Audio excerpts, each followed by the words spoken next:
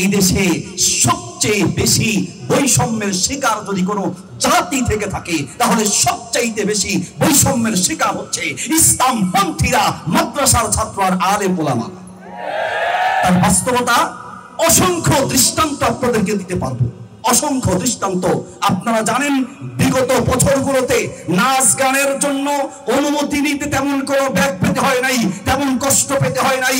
দুঃখের সাথে বলতে হয় ইসলামী সঙ্গীতের অনুষ্ঠানের আয়োজন করতে গিয়ে, বহু তাফসীর মাহফিলের আয়োজন করতে গিয়ে মাথার ঘাম পায়ে পড়েছে, তারপরে অনুমতি দেয় নাই, ঠিক কিনা?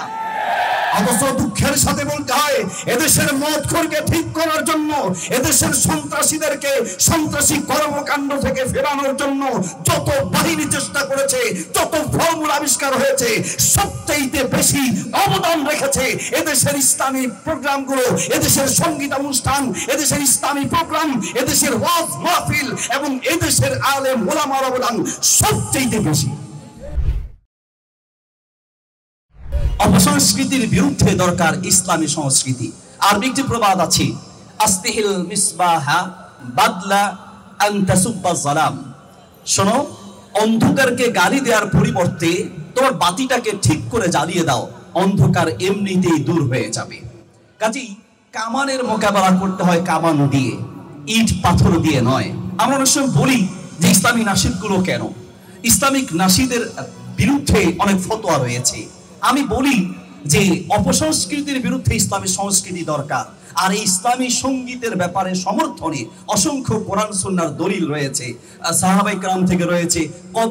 কবিহুন হাসানুহু হাসানুন, যদি ইসলামী সঙ্গীতের কথাগুলো ইসলাম সম্মত হয়, ভালো হয়, তাহলে এটা সমর্থনযোগ্য, আর যদি খারাপ হয় তাহলে এটা সমর্থনযোগ্য নয়। কাজেই আমরা ইসলামী সংস্কৃতির প্রচার প্রসার ঘটানোর চেষ্টা করব। অপসংস্কৃতির বিরুদ্ধে আমাদের ঐক্যবদ্ধ প্রচেষ্টা চলতে হবে। মনে রাখবেন, এই দেশে সবচেয়ে বেশি বৈষম্যের শিকার যদি কোনো জাতি থেকে থাকে তাহলে সবচাইতে বেশি বৈষম্যের শিকার হচ্ছে ইসলামপন্থীরা, মাদ্রাসার ছাত্র আর আলেম ওলামা। তার বাস্তবতা অসংখ্য দৃষ্টান্ত আপনাদেরকে দিতে পারবো, অসংখ্য দৃষ্টান্ত। আপনারা জানেন বিগত বছরগুলোতে নাচ গানের জন্য অনুমতি নিতে তেমন কোনো ব্যাগ পেতে হয় নাই, তেমন কষ্ট পেতে হয় নাই। দুঃখের সাথে বলতে হয় ইসলামী সঙ্গীতের অনুষ্ঠানের আয়োজন করতে গিয়ে, বহু তাফসীর মাহফিলের আয়োজন করতে গিয়ে মাথার ঘাম পায়ে পড়েছে, তারপরে অনুমতি দেয় নাই, ঠিক কিনা?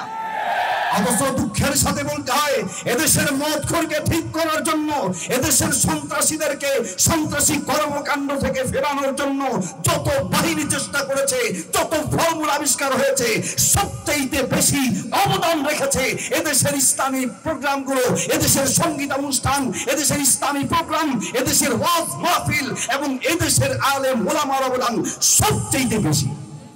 যদি আপনারা দৃষ্টান্ত চান তো লাখ লাখ দৃষ্টান্ত দেওয়া যাবে। মদ খেত, বলতো হুজুর মদ খেতাম, আপনাদের বক্তব্য শুনে চেঞ্জ হয়েছি।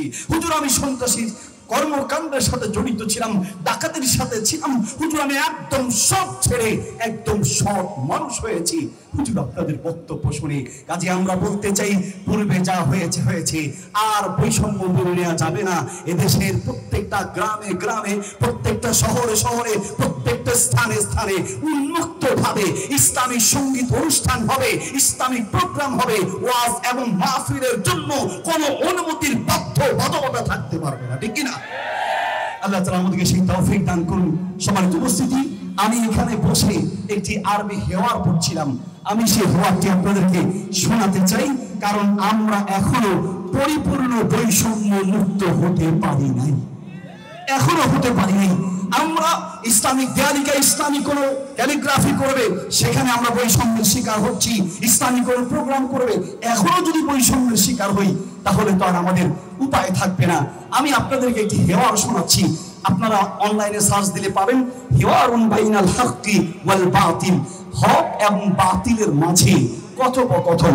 হক বলছে, দুইজন হাঁটতে হাঁটতে, অনেক, এটি একটি জাস্ট প্রবাদ হিসেবে দৃষ্টান্ত স্বরূপ বলা হচ্ছে। ক্বালাল বাতিল আনা আ'লা মিনকা রাসান, বাতিল হকপন্থীদেরকে বলছে, হককে বলছে শোনো, আমার মাথা অনেক উঁচু, আমাকে সবার উপরে দেখা যায়, আমাকে মিডিয়াতে দেখা যায়, আমাকে পত্রিকাতে দেখা যায়, আসলে বাস্তবে তাই বাতিল পন্থীরাই ইতিপূর্বে আমরা দেখেছি মিডিয়ায় সবচেয়ে বেশি পদচারণা তাদেরই ছিল, ঠিক কিনা? ফাকাল আল হক, হক বলছে আনা আসবাতু মিনকা কদামান, শোনো তোমার মাথা উঁচু হতে পারে, তোমাকে বেশি দেখা যেতে পারে, কিন্তু মনে রেখো আমার শিকড় অনেক গভীরে। বাতিল তুমি মনে রেখো তোমার পদচারণা বেশি থাকতে পারে, কিন্তু তুমি হচ্ছ শিকড়বিহীন। আজ আছো তো কাল থাকবে না, গতকাল ছিলে তো আজ থাকবে না, ঠিক কিনা? এরপরে বলছে শোনো, বাতিল কলাল বাতিল আনা আকওয়া মিনকা, বাতিল বলছে আমার ক্ষমতা বেশি, আমার শক্তি বেশি। কলাল হক আনা আবকা মিনকা, তোমার মতো আমার শক্তি না থাকতে পারে, কিন্তু তোমার চেয়ে আমার স্থায়িত্ব বেশি আছে। তোমার শক্তি আছে ঠিক আছে, কিন্তু তুমি এমন ভাবে পালাবে তোমাকে খুঁজে পাওয়া যাবে না। প্রয়োজনে যদি তুমি মাথার চুল, মুখের দাড়ি মুসকামিও পালাও, এরপরে হকপন্থীরা তোমাকে খুঁজে বের করে তোমার শাস্তির ব্যবস্থা করবে, ঠিক কিনা? সম্মানিত উপস্থিতি, এরপরে বাতিল করছে শোনো, বেশি কথা বলো না। আনামা ইয়াল আকবিয়া ওয়াল মুতরাফুন, আমার সাথে সব শক্তিশালী লোকেরা সব সময় আমার সাথে থাকে, ক্ষমতাবানরা আমার সাথে। আক্তুল হক, আমি যদি চাই তোমার মতো হককে এখনই আমি হত্যা করে ফেলতে পারি।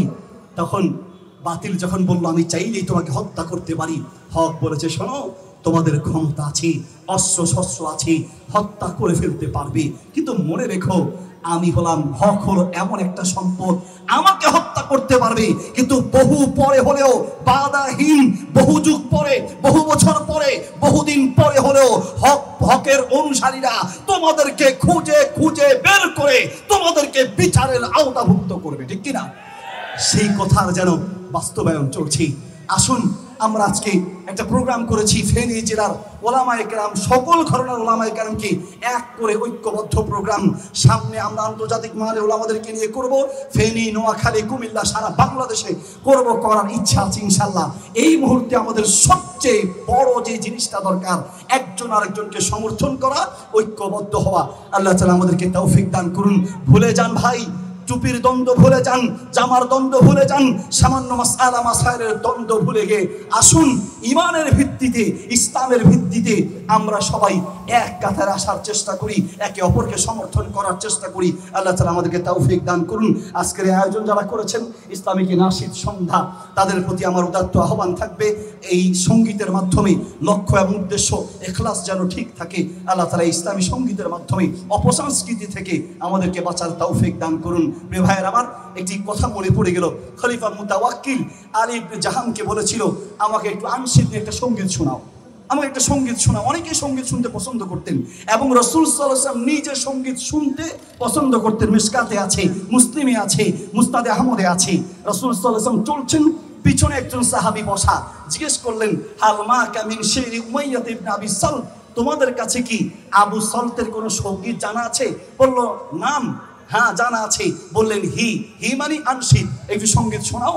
সেই সাহাবী বললেন আমি সঙ্গীত শোনাতে লাগলাম, শোনাতে শোনাতে হাত্তা আনশাত্তু মিআতা বাইতিন, 100 চরণ বিশিষ্ট সঙ্গীত আল্লাহ রাসূলকে শুনিয়েছি। আল্লাহ রাসূল শুনে বললেন আসলামা শেরুহু ওয়ালাকিন কাফারা কলবুহু, তার শের অমুসলিম ছিল কিন্তু তার সঙ্গীতটা খুব ভালো ছিল, ইসলাম গ্রহণ করেছে তার সঙ্গীত, কিন্তু তার অন্তর এখনো কুফরিতে রয়ে গিয়েছে।